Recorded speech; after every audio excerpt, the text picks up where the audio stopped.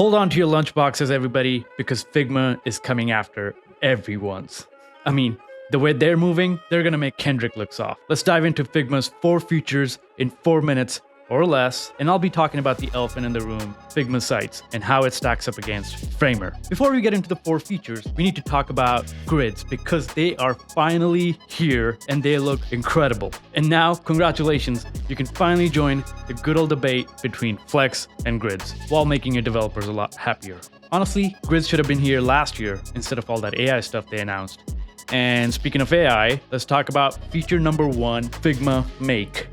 And I said talk about it, but I'd really love to talk about it, but it's really not here. However, Figma Make aims to take your Figma designs and actually code them into existence by simply prompting. We'll see more about that when it's really out. Instead of drawing conclusion right now, let's jump into feature number 2, which is Figma Draw. This was perhaps a surprise and also my favorite announcement this year. Figma decided to go after Adobe's lunch money, taking all the best features of Illustrator and bringing them right into Figma. Honestly, it's good. I even made these thumbnails for these videos in minutes, and I can't wait to try it more because there's so much more. You can repeat shapes, create custom patterns, and use effects like progressive blurs, textures, noises. And on top of that, you also have brushes. This will truly make it hard to leave Figma once you're in a design flow. Speaking of hard to leave, Figma decided to bring in one more stakeholder into the design process, and that is marketers. So let's talk about feature number 3, Figma Buzz. And guess whose lunch money did they go after this time? Ha! Canva. Makes me happy because if you use Canva, you have a problem.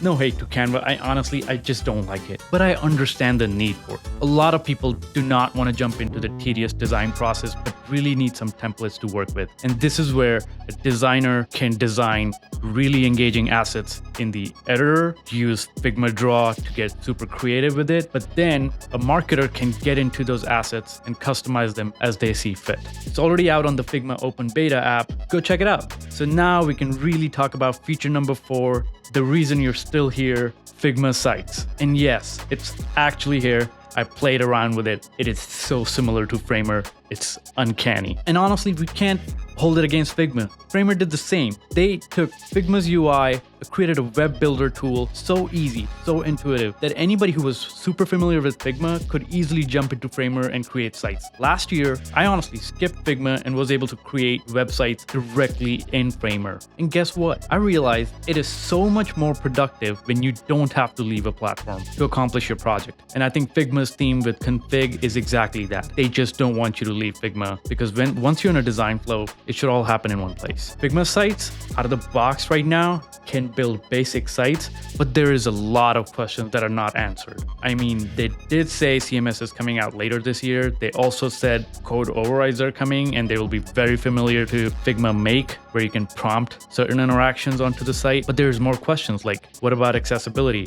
What about SEO? What about performance? Probably more importantly, what about pricing of hosting after the fact? You see, it's free right now, especially if you're on a professional plan. Like literally, you can even connect a custom domain and it's free. But perhaps what you should worry about is what if you actually end up building a project into a much higher fidelity by the end of the year, and then you have no choice but to take whatever pricing they offer you. It's kind of tricky because at the end of it all, they're going to come after our lunch money. All of these features are free right now as long as they're in beta, but they will charge for those. It's just how business goes. And I'm cool with it as long as Figma doesn't turn into the very empire Adobe it tried to defeat. That was it. Figma Config 2025. Hit the subscribe button because I'll be coming out with extended videos on all of these features. And if you really liked it, hit the like button as well. See you next time.